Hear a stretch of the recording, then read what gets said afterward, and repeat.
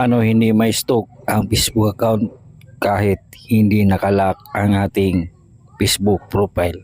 Kung interesado ka kaibigan, i-click ang follow button sa tabi ng pangalan ko para updated ka palagi sa ating video. At pakishare na din para marami tayong kaibigan ang matulungan. Tara, let's go! Open natin ang Facebook. Tap itong tatlong line. Tap itong icon settings. Scroll up. I-tap itong activity log.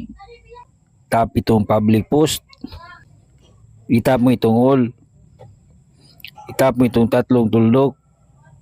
Itong change audience. Tap change audience.